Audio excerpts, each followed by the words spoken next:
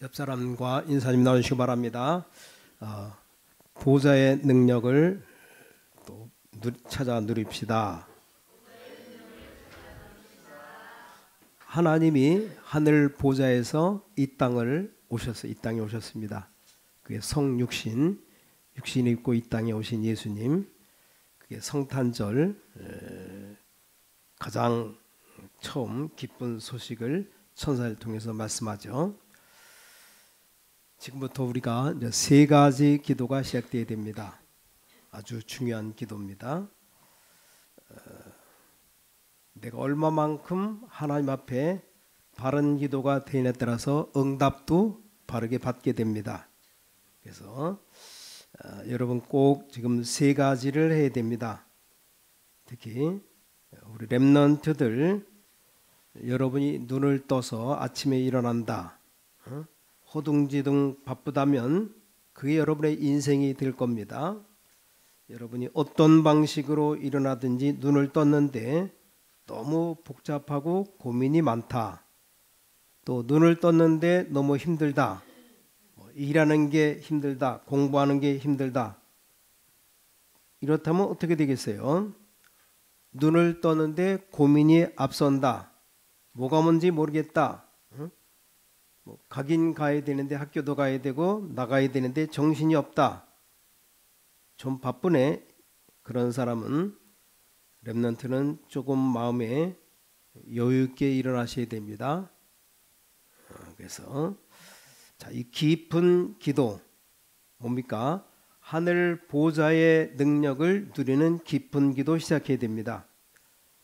이 우주에 있는 그 하나님의 능력을 내가 마음껏 누리는 기도를 시작해야 됩니다. 짧아도 좋아요. 이게 계속되면 어떻게 됩니까? 늘 염려가 계속되는 사람과 이 보좌의 능력을 누리는 기쁨으로 들어가는 사람과 어떤 결과가 나오겠죠? 하늘과 땅 차이입니다. 이게 정식기도인데 짧아도 괜찮아요. 이 보좌의 능력이 내게 임하기 시작하는 겁니다. 많은 것들이 돌아옵니다. 내가 우물을 가지고 있으면 많은 사람들이 물을 먹으러 오죠. 큰 다리를 놓고 있으면 그 다리 위에 사람들이 많이 지나갑니다. 하나님의 보좌의 능력으로 내게 가득 차 있으면 모든 것이 오게 됩니다. 이걸 보고 플랫폼이라고 말합니다. 보통 역을 보고 플랫폼이라고 말하죠. 공항도 플랫폼입니다. 영적으로 내가 플랫폼 기도를 드릴 수 있다면 많은 것들이 오기 시작합니다. 이 능력이 내게 보이기 시작하면 내가 달라져요. 전에는 어렵다고 생각한 것들이 오히려 더 기회가 되는 것이고, 이 능력을 맛보기 시작하고 쌓이는 만큼 오히려 더 겸손해집니다. 공부하는 힘이 달라져 버립니다. 나도 모르는 하나님이 함께하는 힘이 나오는 겁니다. 여러분이 억지로 공부해봐요. 보좌의 능력을 받아 공부한 적이 없잖아요. 막 힘들게 부모님께 선생님 말하죠.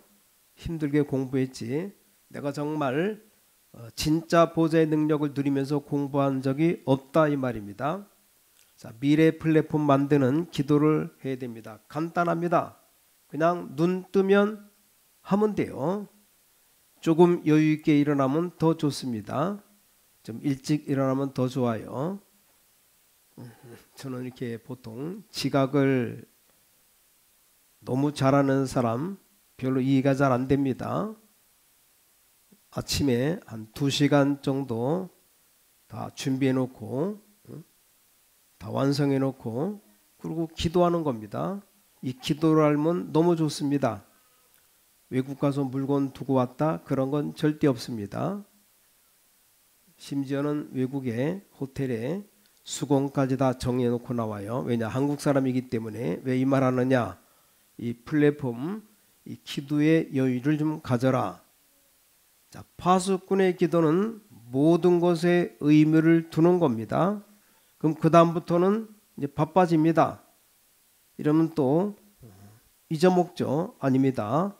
렘넌트는 꼭 기억해야 됩니다. 모든 것 보는 것을 이제 기도의 힘으로 바꿔야 됩니다.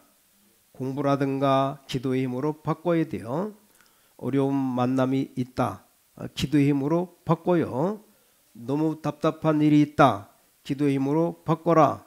그 중에 더 중요한 건 모든 것에 하나님의 의미를 두라. 뭔 말입니까?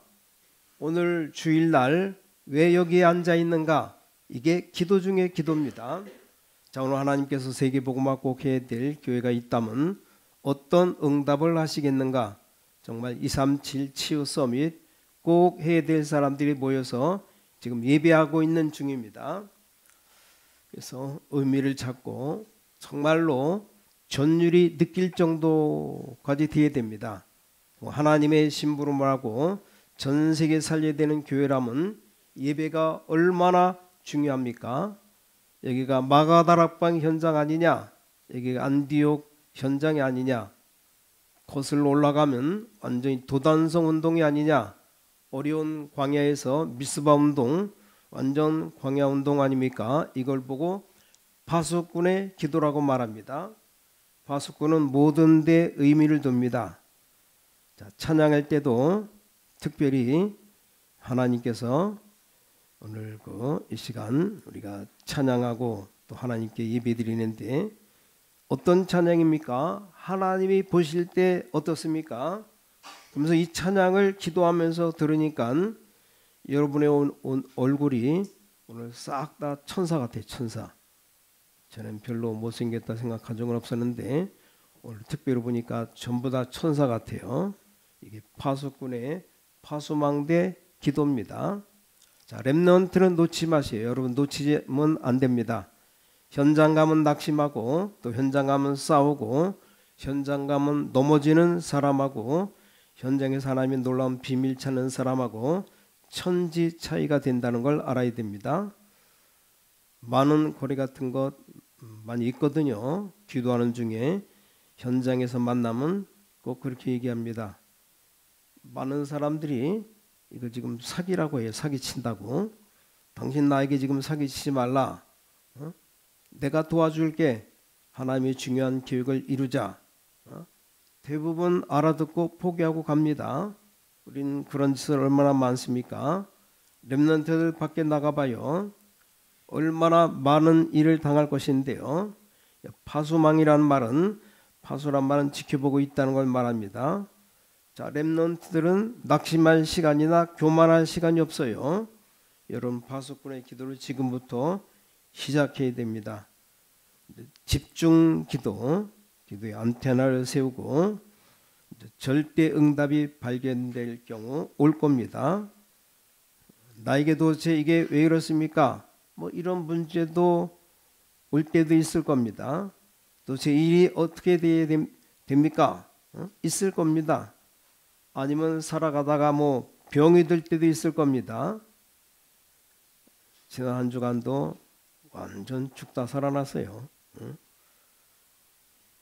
독감하고 코로나 같이 맞아가지고 된통 감기 걸려가지고 아주 온 사경을 헤매고 밤마다 어떻게 잠잤는지도 모르고 하여간 한 주가 어떻게 지나가는지 몰라요.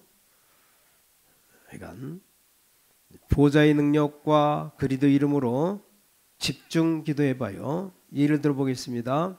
예수님께서 감람산의 제자들을 모아놓고 이 40일 동안을 집중 기도한 겁니다. 이건 반복이 아닙니다. 집중이에요. 중복이 아니고 집중입니다. 여러분 예배 때 그 기도를 해야 됩니다. 체험해 보세요. 예배 끝나고 그 기도를 해야 됩니다. 어떤 사람 예배 끝나고 도망가기 바쁜데 예배 끝나고 기도해야 됩니다. 어떨 때는 주 예수 그리스도 이름으로 기도를 1시간 한 적이 있어요. 집중 기도. 특별한 때죠. 어떨 때는 휴대폰 보면서 축복 기도합니다. 굉장히 은혜가 돼요. 반드시 역사 일어납니다. 렘넌트는 딱 붙잡고 가야 됩니다. 그럼 오늘 제목대로 근본적인 보좌의 응답이 온다 이 말입니다. 이 사실을 이스라엘 놓친 겁니다. 대부분 기독교인이 놓쳐요. 이러니까 완전히 지금 이스라엘 민족은 속된 상태입니다. 속국. 최대 폭군이 나타난 겁니다. 자, 이스라엘 폭군 12명이 있습니다. 자, 그 중에 최대 폭군의 시대였습니다.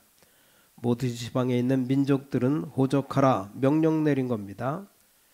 자, 오늘 4년 만에 하는 특별한 호적하러 올라가라. 그러니까 예수님이 호적하러 올라간 게 아니라 이 말입니다. 호적을 다 올려야 돼요. 그때 예수님이 마리아의 몸에 잉태되어 있던 겁니다. 왜 그럽니까? 호적을 왜 하라고 합니까? 답은 하나요. 전국 세계를 로마가 다스리고 있었습니다. 4년 만에 한 번씩 호적하면서 세금을 내야 돼. 세금. 그게 열쇠입니다. 막강한 힘을 가지고 세계를 장악했는데 전 백성이 호적하면서 새로 인구가 올라가면 세금 내야 됩니다. 그때 예수님이 태어난 겁니다. 오늘 여기 보니까 예수님이 태어났는데 어떤 현장이냐? 우리가 잘 알고 계시죠? 내용은 몰라도 됩니다. 이건 크리스마스 얘기가 아닙니다. 여러분이 왜 이때 그리스도께서 오셨느냐? 이렇게 해석을 하면 답이 나옵니다만 여러분이 성경 볼 때 항상 알아야 될 게 있습니다. 예수님에 대해서 이해가 없으면 성경 공부를 많이 했는데 응답과 상관이 없습니다. 자, 4가지입니다. 예수님께서 영세전부터 계셨습니다. 그래서 그 이름이 창세기 3장 15절 사단의 머리를 깨뜨리고 예수 그리스도 이름으로 피제사 드릴 때 애굽에서 나오고, 그렇죠. 이걸 이해 못하겠죠.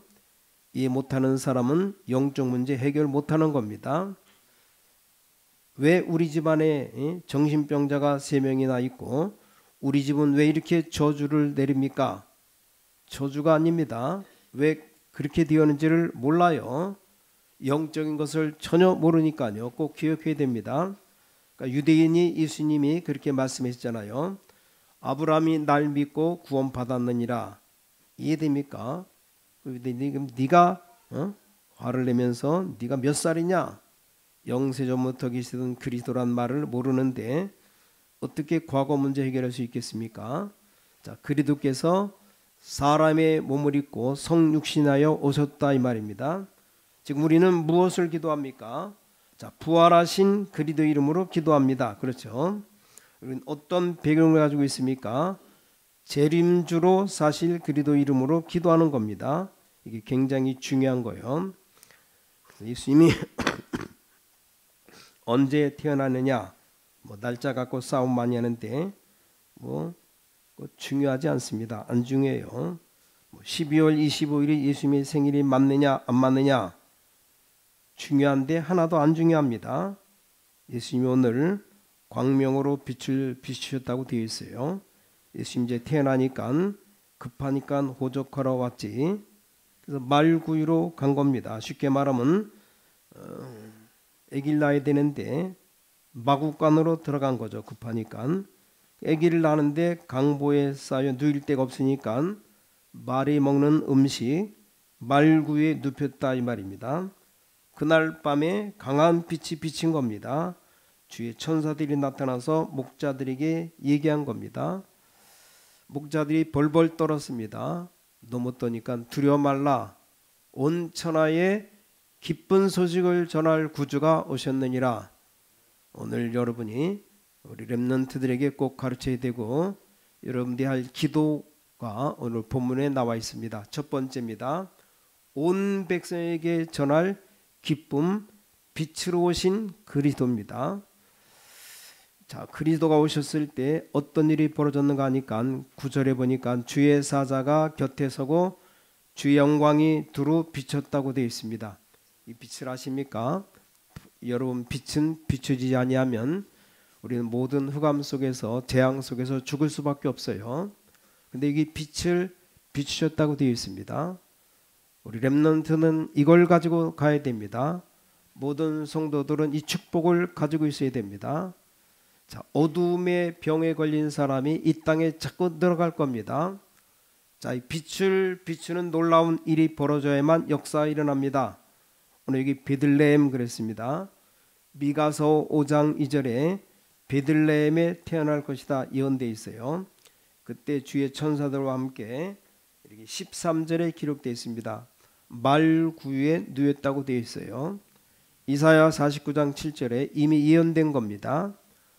그런데 그게 중요한 게 아닙니다. 오늘 여러분 여기서 굳게 붙잡아야 될 게 뭡니까? 머리 나쁜 영안이 어두운 바리새인들은 어째서 저 사람이 메시아냐? 아니다. 성경 모른다. 어떻게 메시아가 마구간에 태어나겠느냐? 예언돼 있다. 그러니까 여러분 성경 아무리 들어도 영안이 어두우면 성경 몰라요. 만약에 예수님이 왕궁에 태어났다면 어떻게 되겠습니까? 그게 가짜입니다. 여러분 아니겠지만 많은 성도님들이 눈입니다. 왕궁에 태어나면 그 사람이 메시아겠지. 이렇게 신앙생활 있지 않습니까? 내가 누군데 말이야 그렇잖아요. 예수님 말이죠. 어마어마한 제사장 집안에 태어났다. 그러면 그렇겠지. 마귀에게 잡힌 인간들의 눈은 하나님은 완전히 감추시고 예언된 대로 마구간에 태어난 겁니다. 자, 이 말이 뭔 말인지 압니까? 모든 사람 누구나 갈 수 있습니다. 오늘 성경에 어떻게 되어 있습니까? 열방의 빛을 비추는 모든 백성에게 빛을 비추느니라. 이 축복이 여러분에게 영적인 축복으로 오고 눈이 열려져야 되는 겁니다. 그래서 이렇게 봐버리면 완전히 다릅니다. 다르다니까요. 이스라엘이 애굽에 노예되었습니까? 하나님이 보냈는가? 해석을 똑바로 해야 됩니다. 그렇죠? 애굽이 이스라엘 압제했습니까? 하나님이 압제하도록 했습니까? 압제하도록 한 겁니다. 빛을 발하라고. 어둠에 있지 말고 어둠에 잘 먹는 건 잘 먹는 게 아니에요. 어둠에서 잘 사는 건 잘 사는 게 아니니까, 재앙이니까 노예로 보내고 포로로 보낸 겁니다. 빨리 성경을 알아들으셔야 돼요. 캐치해야 됩니다. 자, 유대인들 신앙생활 잘한다고 하는 사람들, 제가 볼 때는 신앙이 유치원생이에요. 유치원생. 성경 다 까먹어 버렸습니다. 분명히 예언되어 있는데 꼭 기억해야 됩니다. 우리 렘넌트는 항상 기억해야 됩니다. 이거 모르면 세상 나가서 집니다. 세상 나가보면 아무것도 아닌 것처럼 보이는데 하나님의 계획이 들어있어요. 기도하셔야 돼요. 오히려 찬란한데 거기 거짓이 많습니다. 자, 노바디 속에 진짜가 들어있고 나싱 속에 진짜가 들어있습니다. 우리 렘넌트는 기억해야 됩니다. 여러분이 황무지로 가게 되거나 위기에 빠지면 걱정하지 마세요. 거기에 다 있습니다. 왜 이렇게 했습니까? 예수님이 말씀했잖아요. 마태복음 13장에 왜 비유를 드십니까? 못 알아듣도록 하기 위해서 비유를 들었다. 너희들은 알아듣도록 하기 위해서 비유를 들었다. 천하의 사기꾼이 와, 예수 믿고 전도하면 복 받겠구나 이렇게 알았어요. 큰일 나겠죠. 못 알아듣게 해야 됩니다. 그렇죠. 간혹 문제가 그거라 이 말이요. 여러분 사기꾼이 목사가 되어서 사기치겠다고 나오면 진짜 사기치기 좋습니다. 이걸 하나님이 막아버린 겁니다. 여러분 눈을 잘 뜨고 봐야 되는 겁니다. 또 이해가 안 될까 싶어서 하나만 더 예를 들어 보겠습니다. 자, 성공이 나쁘다는 것이 아닙니다. 저는 얘기했잖아요. 로마 황제가 회개하고 나니까 로마 밑에 있는 모든 나라가 다 회개합니다. 그게 가짜 회개입니다. 그때부터 복음은 없어지기 시작한 겁니다. 왕이 교회 가니까 모든 장관들이 다 교회 가요. 군인들이 다 교회 갑니다. 사업하는 사람들 다 따라갑니다. 정치꾼들 다 갑니다. 표 얻어야 될 사람들 다 가요. 인들이 모인 데가 어디냐? 그게 망하는 시작이었습니다. 여러분 걱정하지 마세요. 하나님께서는 모든 민족이 빛을 보도록 오셨다고 되어 있습니다. 자, 두 번째입니다. 보좌의 영광, 모든 축복으로 오신 그리스도입니다. 자, 보좌에서 영광의 빛을 여러분에게 주시려고 그리스도께서 이 땅에 오셨다. 왜 그렇습니까?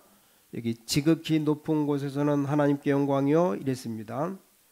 이거보다 더 큰 축복은 없어요. 하나님의 영광이 나타나는 것이 가장 큰 복입니다. 이 영광의 빛이 비쳤다니까요. 이보다 더 큰 축복이 도대체 어디 있겠습니까? 많은 분들이 뭐 오래오래 사는 것, 장수, 그다음에 건강, 물질, 명예, 자녀, 이게 다 복이라고 말합니다. 절대 그렇지 않습니다. 복을 받은 사람이 가지고 있어야 되는 거죠. 진짜 축복이 뭔지를 못 받은 사람이 그걸 갖고 있다. 그게 화입니다. 온 백성을 구원할 빛이 기쁨의 소식을 너에게 전하노라. 두 번째 것이 나왔습니다. 지극히 높은 곳에서는 하나님께 영광이요 여러분을 보좌화 시키겠다는 겁니다. 그것보다 더 큰 응답은 없어요. 자, 우리 교회를 보좌화 시킨다. 하나님의 영광입니다. 또 뭡니까? 여러분이 가는 현장을 하나님이 영광이 나타나는 보좌화 시키겠다. 이 축복을 약속한 겁니다. 우리 렘넌트는 꼭 기억하셔야 돼요. 여러분은 하나님이 주시는 참 빛을 가지고 빛을 밝히러 갑니다. 속지 마시고 세 가지 기도하라니까요. 플랫폼, 바수망, 안테나를 놓고 기도해야 됩니다. 여러분은 세상이 줄 수 없는, 세상이 고칠 수 없는 하늘의 영광의 빛으로 함께하겠다. 오늘 세 번째, 땅에서는 기뻐하심을 입은 자들 중에 평화 되신 그리스도입니다. 그래서 세 번째 뭐라고 했습니까? 땅에서는 기뻐하심을 입은 자들 중에 평화로다. 자, 이 평화는 뭡니까? 아니, 생각지도 않은 사람에게 임한 겁니다. 성경 잘 보세요. 왜 목자에게 임했겠습니까? 의미가 크죠. 다 잠자고 있었습니다. 목자에게 임한 겁니다. 목자는 자고 있지 아니했습니다. 여러분, 깨어서 기도하는 사람에게 하나님의 놀라운 영광과 평화가 임하는 겁니다. 또 목자는 세금 내지 않습니다. 세금 대상자가 아니요 어떻게 보면 멸시받는 사람입니다. 그 목자에게 주의 천사가 가장 좋은 소식을 전한 겁니다. 자, 결론입니다. 오늘 세 가지 기도 시작하면 됩니다. 여러분, 이 말들 다 합쳐버리면 서론에 얘기한 그겁니다. 이 기도를 시작하면 됩니다. 그래서 영광의 빛 이랬습니다. 여러분, 하루를 시작하실 때 우리 렘넌트들 5분만, 시간 없어도 괜찮아요. 1시간 하면 더 좋고, 시간이 없다 5분만 해도 돼요. 하나님의 영광에 비친 보좌의 빛이 나에게 임하여 주옵소서. 시간도 들지 않아요. 그때부터 막바로 기도가 바뀝니다. 어찌 됩니까? 여러분, 모든 생각나는 곳에 여호와의 영광이, 모든 보는 곳에 여호와의 영광이, 오늘 예배는 미스바 현장이요 도단성 현장, 마가다락방 현장입니다. 그 능력이 나에게 임하여 주옵소서. 그리고 여기 나갈 때 절대로 한 가지 언약 잡고 일주일 동안 내가 기도하겠다. 그 딱 잡고 나가셔야 됩니다. 언제 응답 오는가 보세요. 반드시 역사 일어나게 되어 있습니다. 지금 모르겠는데 옛날 저 부산에 무척산 기도원이 있었답니다. 거기서 깜짝 놀란 게 자동차 가는 길도 없고 산을 올라가는데 걸어서 올라가야 돼요. 근데 정신질환자만 치유한다고 하길래 정신질환자만인 줄 알고 가봤는데 딱 한 명 있어요. 한 명. 원장님 한 명과 환자 한 명. 그래서 진짜 기도하는 사람 봤거든요. 다 기도원 운영을 해야 되고 사람이 많이 와야 되잖아요. 이 사람은 아니라고 합니다. 거기서 많은 거 배웠습니다. 사람 올 필요가 없다고. 여기 산이기 때문에 나 먹고 사는데 아무 걱정이 없다. 그래서 아픈 사람은 진짜 도와줘야 된다. 그래요. 한 명 붙잡고 진짜로 24 방에서 기도하는 겁니다. 아, 이 원장님 힘들다고 생각했는데 그게 아니라고. 내가 현장 보고 하나님의 능력이 그 사람이 나타난 거 보면서 이 사람 진짜 믿음으로 기도하는 겁니다. 오래돼서요.